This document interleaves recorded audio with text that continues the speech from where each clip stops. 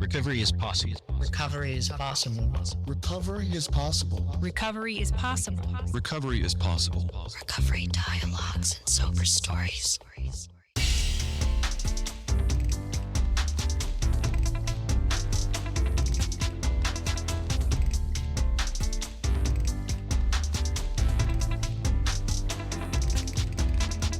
Hey everyone, Antonio here. On this show, we say recovery isn't a finish line. It's a lived process of becoming. Last week's anonymous sponsor, the journeyman whose story we featured, followed up with me and said, "Excited, you need to hear this interview." In it, the conversation turned to the idea of giving people who faced addiction or trauma a real opportunity in industries that urgently need workers, like construction. It was framed as a way to tackle a labor shortage and help people rebuild their lives. That raised a bigger, more lasting question for me. Who gets to build, and how can building help us heal? Today's bonus episode is inspired by that question and by our sponsor, who continues to put his paycheck where our purpose is on this show. And before we get into the research, I've been listening in on forums and subreddits where people talk frankly about work, recovery, and purpose. One man, newly in healing from opiate misuse, shared that even though he's working 54 hours a week, his life still feels empty. Proof that paychecks alone can't fill the gap that meaning and connection do. Another person offered practical advice to explore entry-level office or admin roles as a manageable re-entry to the workforce.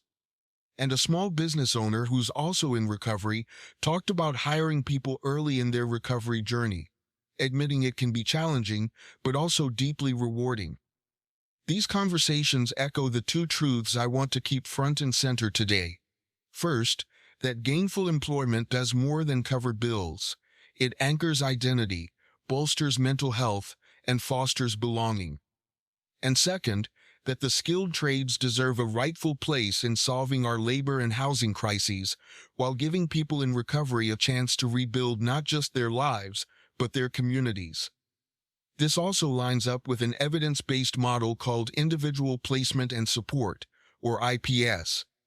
It's designed to integrate job placement with mental health care, and it consistently helps about 60% of participants land meaningful, competitive work, compared to roughly 24% without that support.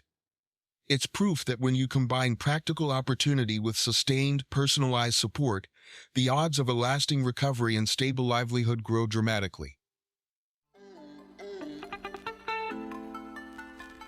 Here's what the research tells us. Employment is strongly tied to better substance use outcomes.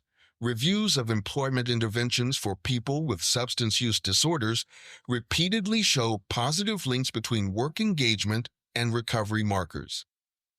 Self-efficacy, the "I can do hard things" muscle, predicts recovery. Decades of evidence, from addiction science to smoking cessation, show that higher abstinence self-efficacy predicts lower relapse risk and better outcomes.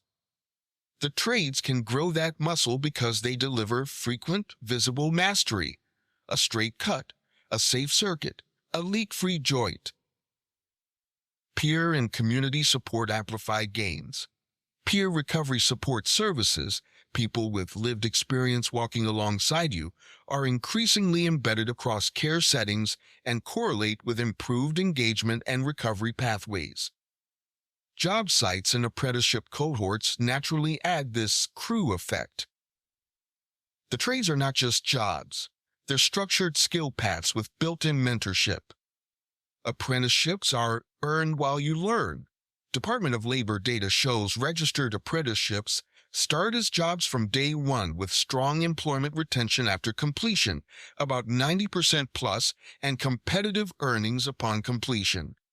That's stability people can build on. Hands-on work can help with mood and anxiety. Randomized and controlled studies of craft-based and nature-based activities like clay work and horticulture show meaningful reductions in depression and stress.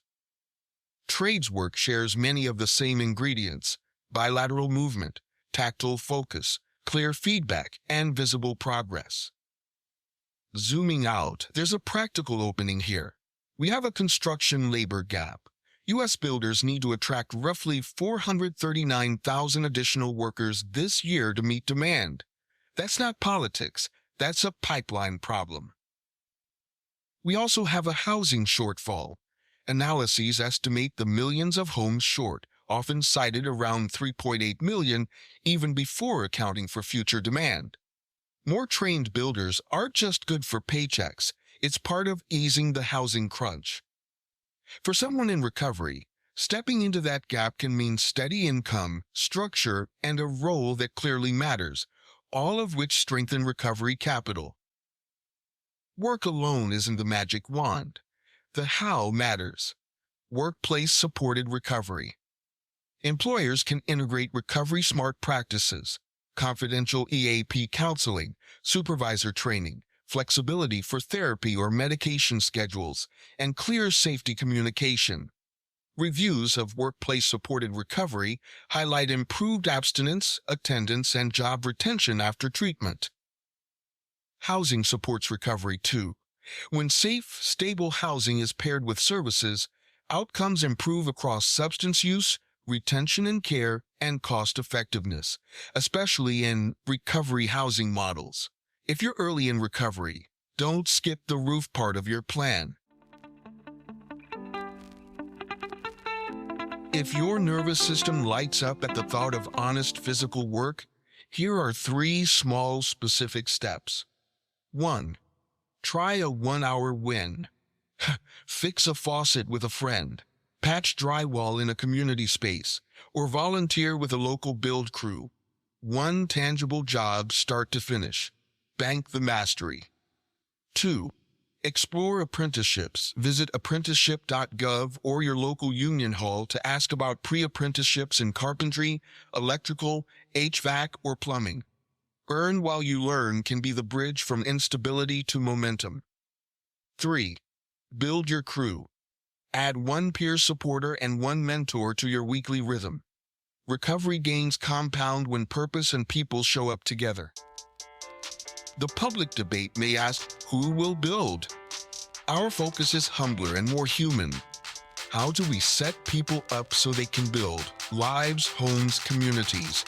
With the right supports, employment, housing, peer connection, and self-efficacy, recovery stops being a cliffhanger and becomes a craft. As our show's philosophy reminds us, recovery is a person reaching their fullest potential through deliberate life changes that elevate the quality of their existence. Let's keep making those changes, board by board. If this episode resonates, share it with someone who needs a fresh path.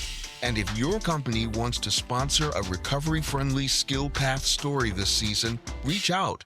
We'll put your support to work where it counts. Recovery is possible. Recovery is possible. Recovery is possible. Recovery is possible. Recovery is possible. Recovery dialogues and sober stories.